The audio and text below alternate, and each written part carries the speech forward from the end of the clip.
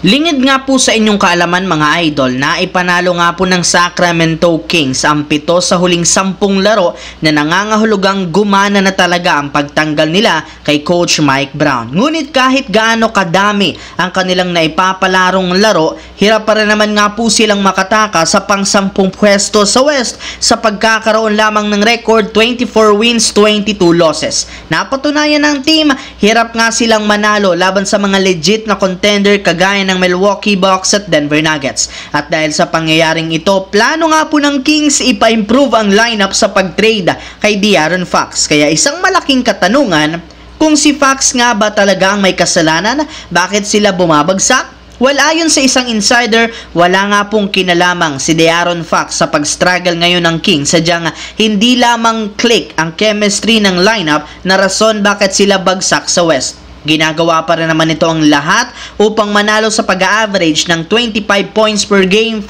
rebounds, 6.2 assists sa kanyang 47% shooting. Kaya hindi nga po niya kasalanan bakit sila natatalo. Samantala, kinumpirma ngayong araw ni Shams ng ESPN sinimula na ng Los Angeles Lakers ang pakikipagnegosasyon sa Indiana Pacers para makuha si Miles Turner bago ang trade deadline. Ganyan nga kadesidido ngayon ng Lakers na makuha ito as soon as possible dahil naniniwala sila ito ang pinaka-best fit na big man na available para kay Anthony Davis bilang katandem nito. Nag-average nga po si Turner ng 17 points a game, 7 rebounds sa kanyang 47% shooting sa field goal.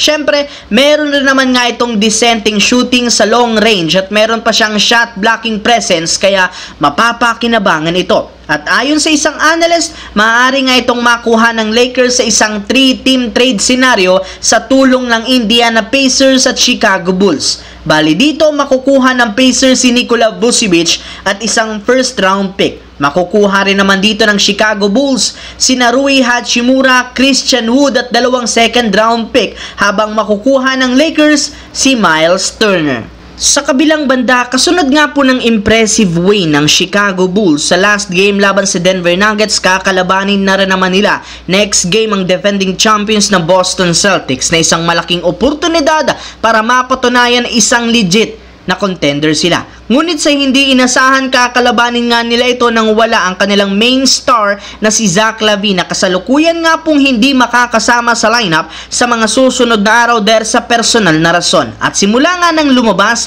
ang ganitong klaseng balita, usap-usapan ng mga fans na malapit na nga siyang ma-trade sa ibang kupunan. Alam naman nga ninyo na matagal na nga pong balak ng Bulls na ma-trade si LaVine para maipagpatuloy ang rebuilding lang lineup o di kay mapalakas ang team. At maaari nila itong magamit upang makuha either si Bradley Beal ng Phoenix Suns, Jimmy Butler ng Miami Heat o kung hindi naman, pwede nga sila ditong makakuha ng napakaraming first round pick para sa kapakanan ng kanilang future ng prangkisa.